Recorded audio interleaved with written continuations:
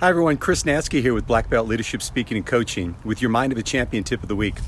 So as you can see, I'm dressed in my martial art regalia here. I'm actually just taking a break here. I'm at my church. Each year I come and I teach a martial art class to the kids camp and having a great time with the kiddos. And it's snack time right now, so I have a little bit of a break and I wanted to get my message out this week. And I think it's interesting that I'm talking about kids here at the beginning because I want to share with you one of my favorite guys out there is a guy named Brian Johnson. He has something called Optimize.me. And Optimize.me, what he does is he has something called the Philosopher's Notes. So he has like over almost 550 books that he's done executive summaries on, and the one this week was on the wisdom of Mr. Rogers. That's right, Mr. Rogers. So many of us grew up with Mr. Rogers, and as we were growing up and listening to his wisdom, and probably of anyone that I know, he's the one person that just by his example just impacted millions. And it wasn't anything grandiose, it wasn't anything off the chain. It was just simple, authentic, being him, being kind. And it was interesting as I was reading this note, and the forward of the book was done by his wife. And what she said in the beginning of the book, which I thought was so amazing, is she said that, the person Fred became to be in years came out of growth and struggle. He worked hard to being his best.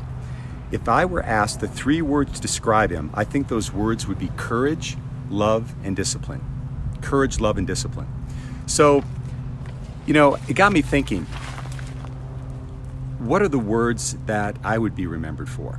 And we've all been in a place, we've probably been exposed to Stephen Covey's 7 Habits of Highly Successful People. And in that he has an exercise that's called the What Would People Say at My Funeral exercise. And so what you do within that exercise is you basically imagine out, what would people be saying at my funeral? What did my life mean? And so in conjunction with that, there's also a columnist named David Brooks, and he talks about this distinction between having resume values and eulogy values. So the resume values are the things that, are on our resume, the things we've accomplished. Hey, Kent, thanks for joining me. The things that we've accomplished through our life, that go on our resume professionally and the impact we've made on the outer realm. But the eulogy virtues, those values are the ones of our beingness. So it got me thinking, and not that I'm planning on going anywhere soon, I'm planning on being here a long time, but what would be the 3 words that people would remember me for? And what would be the 3 words that people would remember you for? So I just want to share with you what I've come up with to date. Hey Susan, thanks for joining me. That I've come up with to date, and these might evolve over time, but right now this is where I'm at. And this isn't just so much about what I want people to remember me for, although that's important, but importantly it's a reminder for me of who I need to be in the world and how I need to show up, because the way that people remember us is how we're being now. So the first one for me, first of those 3 words is integrity. And I have to admit I was a little bit hesitant to share that word because I was afraid it might come off as if, Mr. Honesty here, but please trust me, there are plenty of times in my life when I haven't been integrous. And I haven't always followed up on the things that I said I was going to do or honored my word the way that I could have, but my hope is that more times than not I did, and that people knew me to be a person that when I said I was going to do something, I did it. And I was honest with them even when things were difficult. So the first word for me would be integrity. The next word would be inspiration. And I think I illustrate this most with a story that I heard years ago. Jack Canfield of the Chicken Soup for the Soul fame. He tells a story about being interviewed on a national show on a split screen with Deepak Chopra.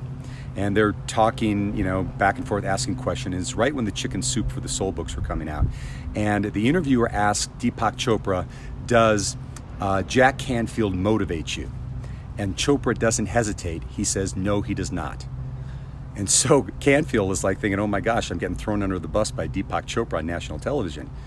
But Chopra quickly says, he does not motivate me, he inspires me. He says, motivation is something that someone gets you to do in a short period of time, and it often doesn't last. But inspiration helps light a fire in someone that lasts for a lifetime. So it's my hope that during this journey here on earth that I've inspired at least a few, and that flame stays lit. And then finally would be empowerment. So, I have a theory in life, and it may be a faulty theory, but this is my theory, is that each one of us has some profound gifts to share in this world.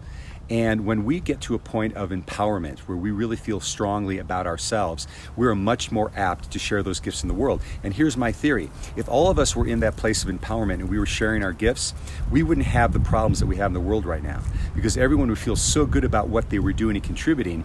They'd want to keep doing that work, and here's importantly, they'd want everyone else to do that same work as well for themselves. So where do I have a place to continue to empower people? That's my role. And whether it's as a martial arts instructor, as a speaker, as a coach, as a father, as a friend, where do I have the place that I can empower people so they can be the best they can be? And so maybe they're not impacting the world, but at least they're impacting their neighborhood, right, Mr. Rogers? So anyway, those are my 3 words that I want to share with you today. What would be the 3 words that people would say about you at your eulogy? Give it some thought this week. And at the very least, again, you may not be impacting the entire planet, but you at least will be impacting your neighborhood, just like Mr. Rogers. So anyway, guys, this is Chris Natsky with Black Belt Leadership Speaking and Coaching, and we'll see you next time on the Mind of a Champion Tip of the Week.